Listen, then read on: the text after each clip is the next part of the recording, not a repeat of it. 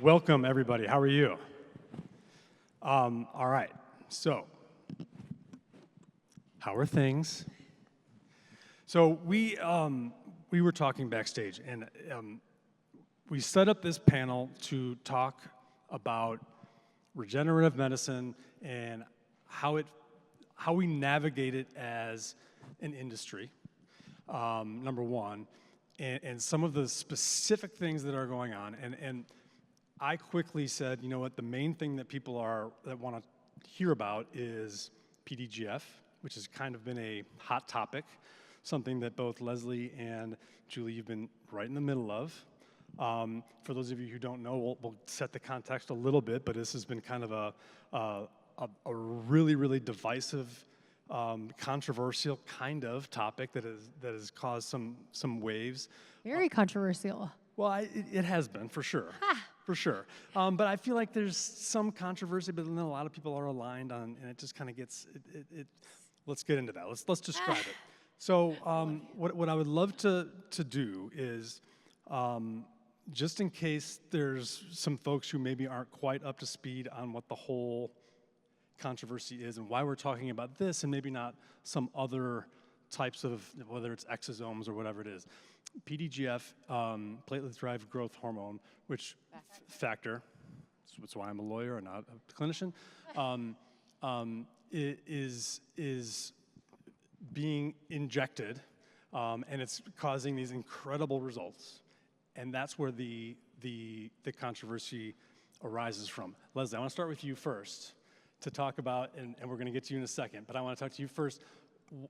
Set the table for us as far as why we're talking about this right now as opposed to other things. I mean, I think you kind of hit the nail on the head, is the results are incomparable to some of the other things that maybe people have been playing around with or experimenting with or exploring. The results are noteworthy, and I think they're driving some decisions to be made from companies that maybe are feeling like this is broaching a competitive state now. It's changing our field of medicine very quickly. I just got some stats. I think they sold 260,000 PDGF vials since inception. We know there's the leading GFE telehealth services that is clearing this about 9,000 times a year. So it's being used a lot, and I think a lot of people aren't talking about it because they're afraid to mention or, publicize their closet injectors or users, and then they're posting their results and they're so fantastic, but they're not saying what it's from. So it is stirring a lot of controversy, but it's being used a lot more than we think. I think the whole regenerative space is feeling like that, right? Because the FDA approvals can't keep up with all of this amazing innovation that we have in aesthetics, which is so exciting, and that's why we love aesthetics, right? Is because it's constantly evolving, constantly getting better, but the FDA can't keep up. Right? And so then where does that leave us? This leaves us in this space that, like, is it legal? Is it not legal? Are we allowed to do this? Are we not allowed to do that? And so we're going to talk to you guys kind of all about what we do and why we do it. Can I just ask the audience, how many of you guys actually use platelet-derived growth factor? Give us a shout out. Yeah. And you guys love it? Yeah. So let's get into it. Yeah. Yeah. So you are a plastic surgeon. Yes. And what do you use it for? Are you injecting it, or what's your kind of, if you don't mind? Let's get right into it. Yeah.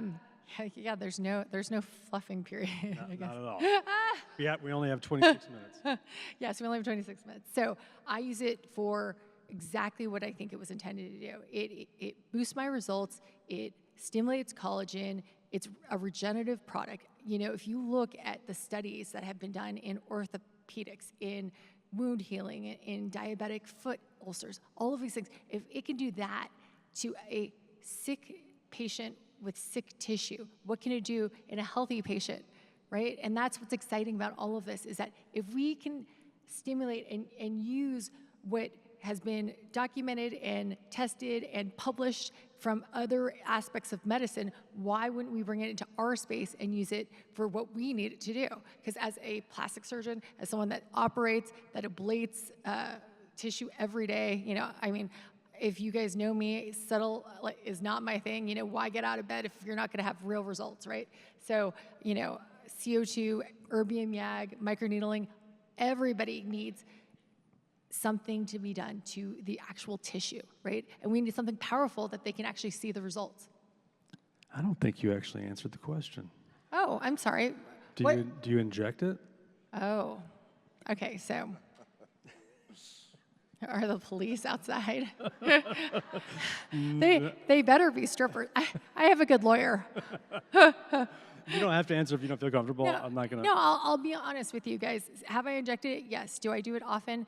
50-50. It depends. You know, those patients that I feel like tend to be a little bit more litigious and a little bit more skeptical are ones that I will not. The ones that all of us have those bread and butter patients that are like, whatever you do, if you spit on me, like that's going to make me taller, thinner, richer, fine. Right? Those are the patients that you really see these amazing results, but you also see that, I know that everybody loves to talk about injecting it and whatnot, but if you even use it topically with making microchannels with anything, it really is very powerful.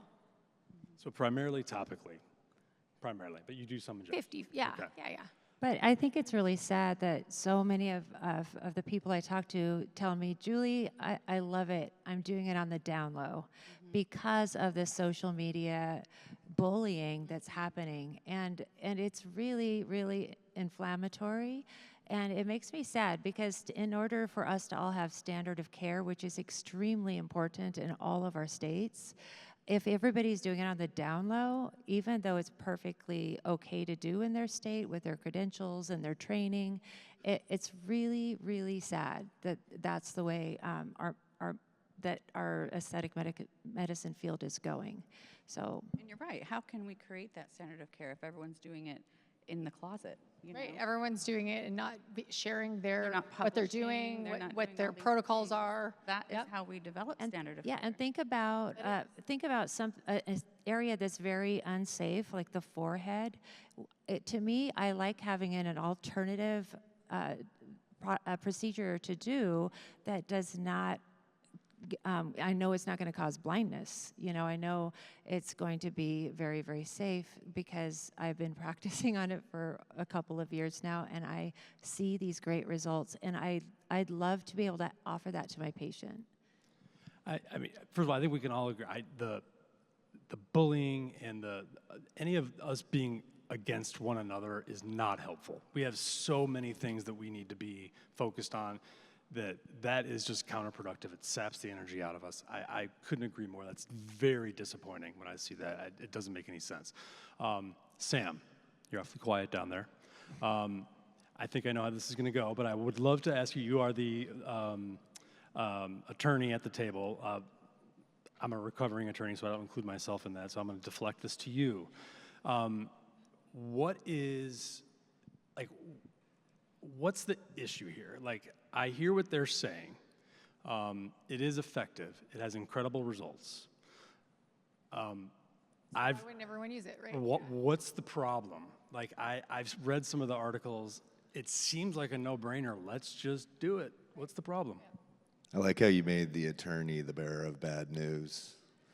One thing I would really like to say, and one thing we were talking about, is this is very much intended to be a safe space. If we don't have forums like this where we can talk about these things and ultimately where there may be tension in terms of execution and use, I think it does a disservice to the industry as a whole.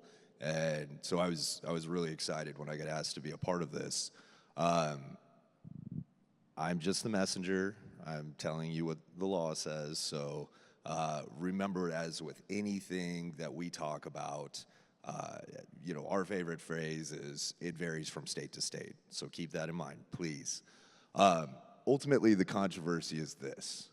Most of the PDGF that we see being injected is from a cosmeceutical called Ariessence.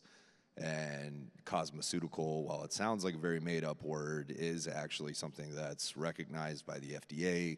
It has a very specific function within the FDA, and ultimately that function is not a drug. So for cosmeceuticals, we basically have to use them as intended.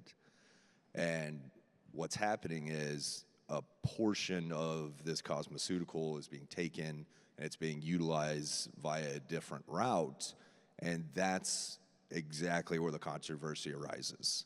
And the question becomes, okay, if this is not a drug, we can't have off-label use. And this is something that's really important to talk about. So off-label use is a very specific thing. It's defined in the CFR. It's not like a broad concept.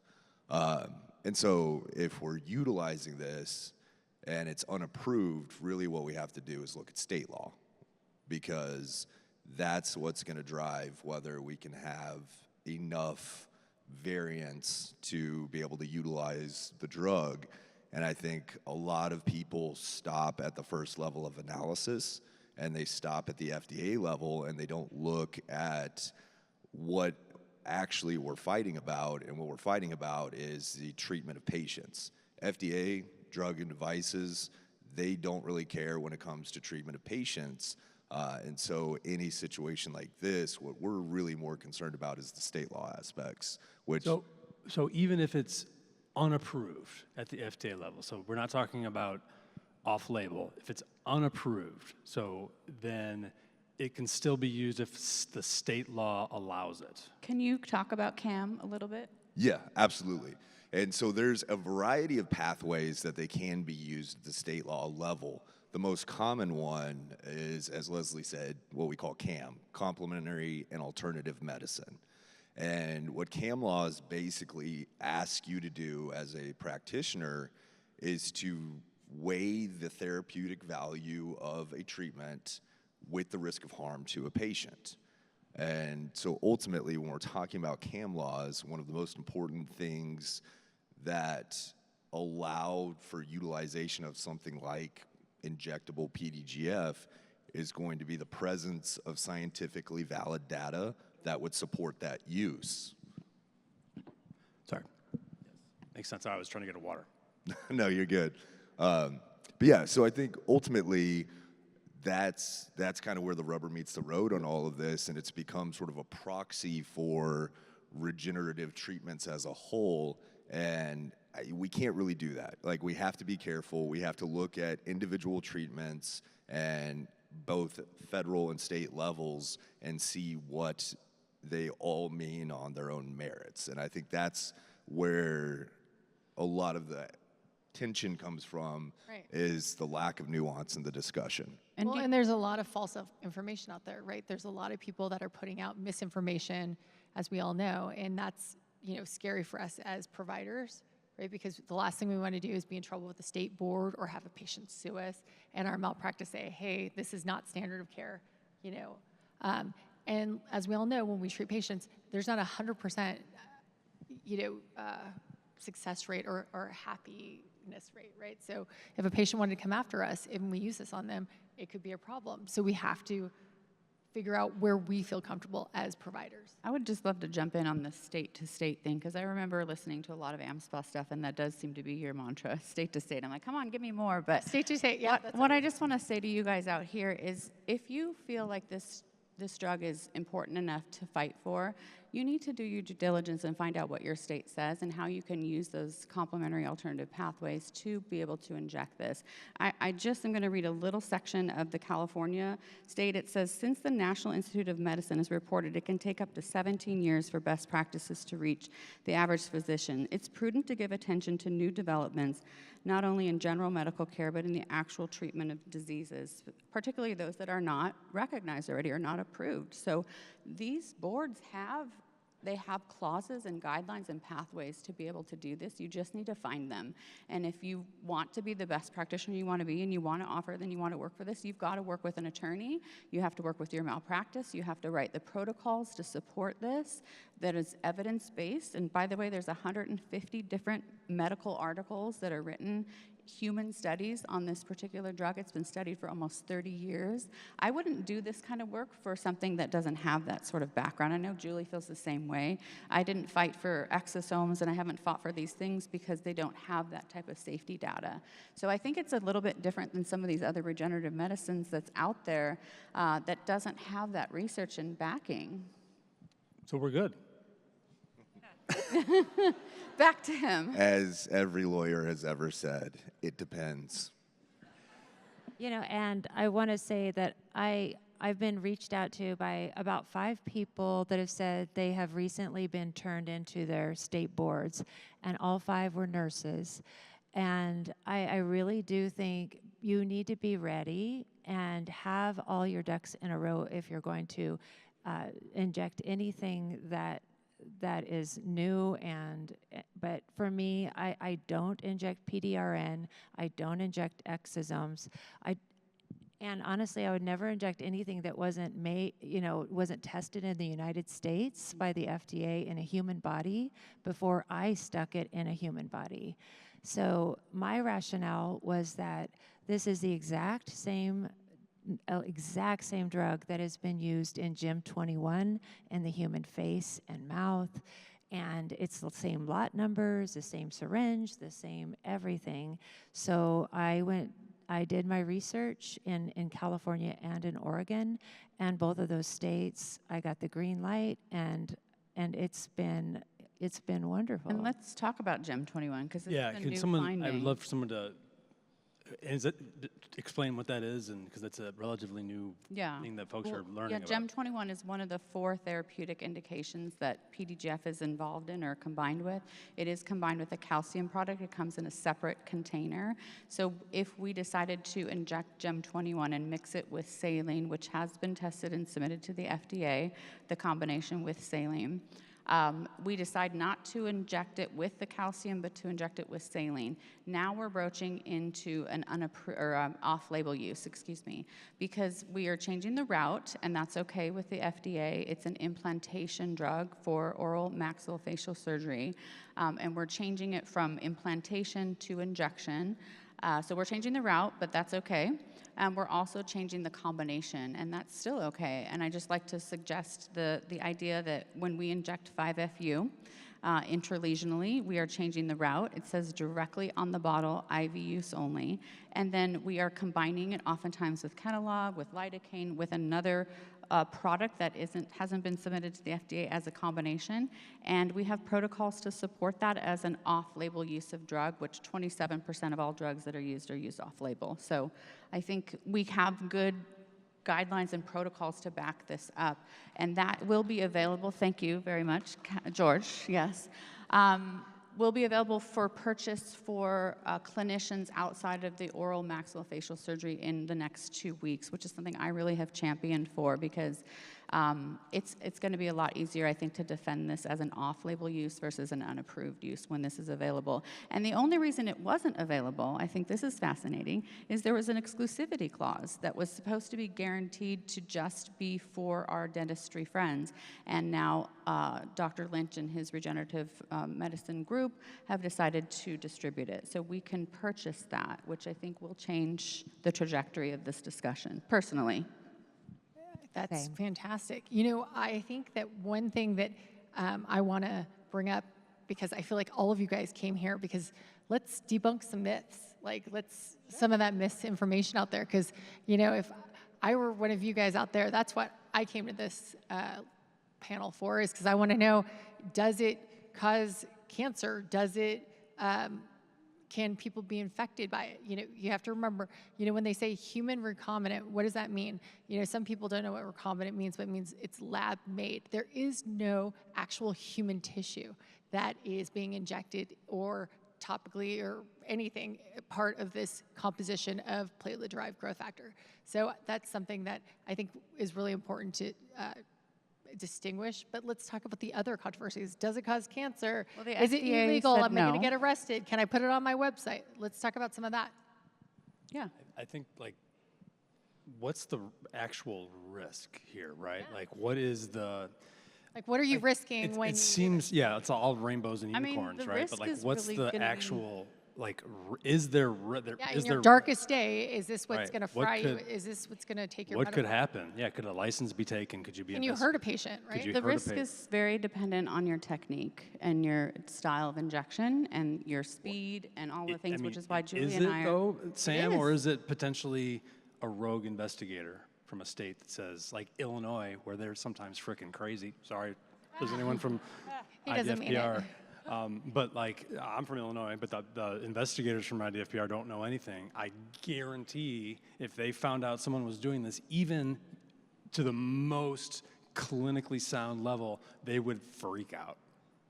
Yeah, unfortunately, there's no way to completely de-risk any treatment, literally any treatment.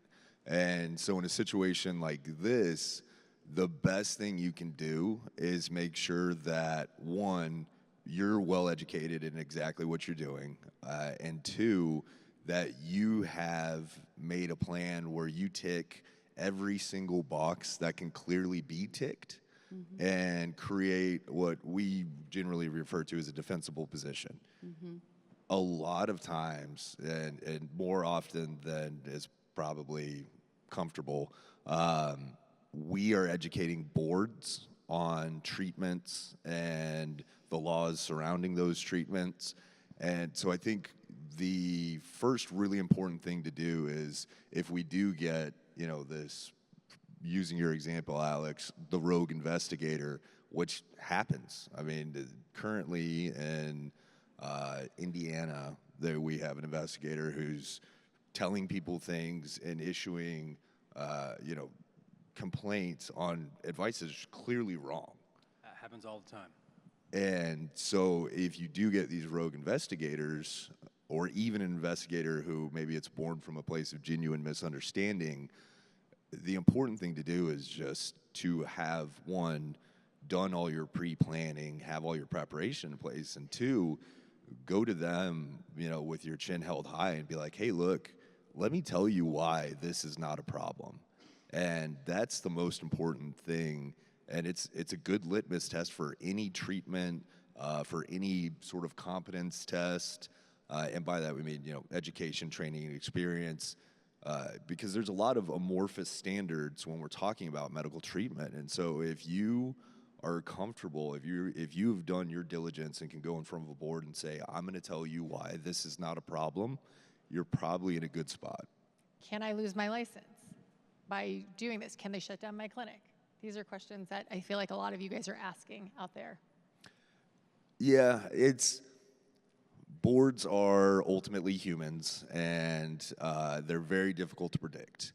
So as far as revocation of licensure or even suspension, removing specific services, which we do see, there has to be escalation there. We don't normally see the 0 to 100 acceleration. That's not to say it doesn't happen, but when we see things like suspension and revocation, there are usually a couple of common factors. One would be actual harm to patients. Two would be complete lack of preparation, or... What do you mean by that, complete lack of preparation?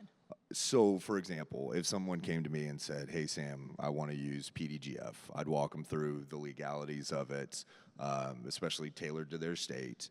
And then for our de-risking conversation, we have to look at structure, we'd have to look at supervision and delegation, we'd have to look at individual competence in the treatment itself, we'd have to look at patient flow, we'd have to look at communication to the patient, especially documented communication via informed consent. We'd have to look at where they're sourcing the actual product from, and just make sure that all these attendant issues that are a part of it are as good as they can possibly be. And ultimately, if we can do all of those things and then have that good, strong position about why we're doing what we're doing, and I say why practitioners are doing what they're doing, it creates a much better position to have that conversation with the board from. Do either one of you, or if any of you guys out there who are doing platelet-derived growth factor, has anyone been able to get their malpractice to say, I will cover you? Yes. Yes. Absolutely. There's 4 major malpractice companies that cover injectable PDGF. What are those? It's specifically, I have it right here. It's a good thing I brought think my that's why we're here. No, I think iPad. it's a good question. Allied. I mean, there's. I saw one just the other day. I don't remember what it was, but I definitely saw a policy that had that. I can tell you, I called my malpractice and they said it's a case-by-case basis. They said, Dr. B, have we it love in you, it's writing. fine. It's case-by-case basis. That's not saying that they're going to cover me. they're saying they like me. What does that mean? Nothing. Yeah. All right.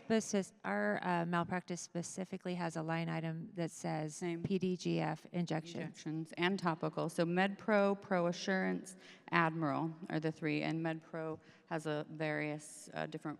Is that your malpractice? But those are the three that are very strongly covering this. Excellent. And they did their research. They have a branch in aesthetics that look at these things before they look at the risks and all that stuff before they say yes. And you guys have to understand the reason why it's not FDA approved is not because it's something to be ashamed of or it's something that we're afraid of or anything. That if you guys have ever done FDA trials or if you've ever been like on those calls with the FDA, they're so specific, they're so ridiculous. It's like they only want one indication. So to do another 100 million to get it through for another indication is just absurd, right? It's really time consuming. It takes years. So by the time it's going to be approved for all of us to actually inject, it's like 3 or 4 years, 5 years down the line. And they are pursuing that, but it's going to take time, and so we work through these other pathways in between. I like to go back to the Jean Carruthers day, right? Back in the day, Jean Carruthers was brave. She happened to be a doctor, which I think, and a dermatologist, I think is helpful. Leslie and I have been pioneers in this, and we have NP behind our name. And I think Jean was incredibly brave back in the day to say, hey, my patients are seeing their wrinkles are going away. Right. So we use it for hemifacial spasm and blepharospasm, and she noticed on the side that they injected the Botox that they were seeing less wrinkling and they were more youthful. But she also got 3,000 publications in she neurology. got bullied. And she was brave. You have to be brave to stick your neck out and say, I believe in this. I think this is good for my patients, right? Their mental health, I'm sure she saw the mental health changes, but she was brave. And to me, she's the queen, and I just love her to pieces. But she inspires a lot of us. So to me, if a medicine has been studied almost 30 years, there's hundreds of papers, and let me tell you, I've read every single one of them, and I have dyslexia, so that took a while. But you gotta dig in, and you have to be passionate about something before you stick your neck out. And I just want to say, Leslie, I applaud you because you've been my sister in this, and we're both in California, but in Oregon the laws are a little different, but also gave me that green light. And then I have friends saying, black and white, it's illegal. You shouldn't be doing it. And I respect my friends who have that opinion. But in my practice, I think it is a safe alternative for a lot of my patients. Do I inject it on everybody? No. But I like having that alternative that it has lower risk to me. And I feel that teaching it on my Patreon is a good idea because I can show other people what I've done that hasn't hurt anybody. I have had 0 complications. And I've been fortunate enough to help people that have had complications, and we were able to resolve them. The people that followed back with me said that it all resolved. So I think with anything new, it's a bit scary because, we don't know what's going to happen with complications. However, we need to be ready to be able to handle complications, redness, nodules, swelling, but we handle redness, nodules, and swelling with all kinds of procedures we do. Mm-hmm. So to me, it's nothing new as far as complications-wise, and I feel very, very safe and confident with it. What are the patients that you hold back and you say, nope, that's not a platelet-derived growth factor patient? What? You said that you don't inject it on everybody. There are some patients that you hold back. What are the ones that you feel like this is a patient that I'm going to inject in, and this is a patient I'm not? What distinguishes that in your mind? Oh, there's a million factors to that, right? Like somebody who wants their forehead, they have divots on their forehead, and I look on the ultrasound, there's no blood vessels there, and they want a quick fix. I'm going to put HA there on the bone with a cannula. That's a good example. So here's a great example when I wouldn't do that, and I would use PDGF because I feel like I would not put filler on the forehead because, Yeah. as Julie alluded to earlier, kinda almost brave. 30% of all cases of blindness come from the forehead. So to me, there's no alternative. It's either nothing or PDGF. So that is a perfect PDGF patient. Interesting. So you would do it under ultrasound. Yeah, which is great. I do forehead filler with HA under ultrasound, and I don't have to use the ultrasound for PDGF when I do that.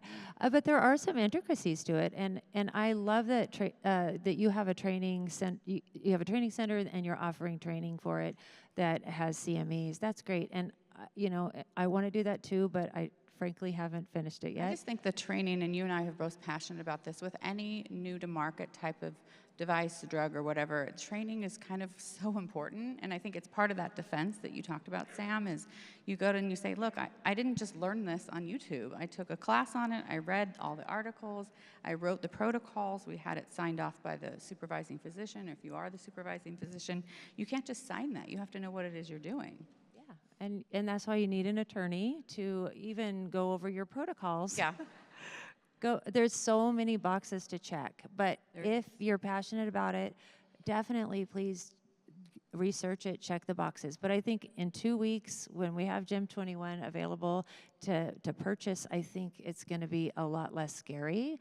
I'm excited about that, and I just want to say that thank you to everybody who's reached out to Leslie and me personally.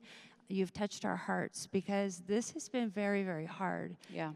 I have spent 27 years building my reputation as a safe injector, a safe provider, and it really hurt to have somebody on a public platform question that and belittle my ethics and my safety. I just want to say thank you to everybody who's been so kind, and to friends who disagree with me, to kindly disagree with me and talk to me in person. I don't think that the social media, TikTok and Instagram platform is where we should be airing our problems. I agree. I agree. Well, we could probably talk about this all day, and we will. There's going to be tons of more conversations on this as we go. We do have to move on. Thank you all so much for your insight. This has been phenomenal. Is that great? All right, thank you guys. Thank you. Okay.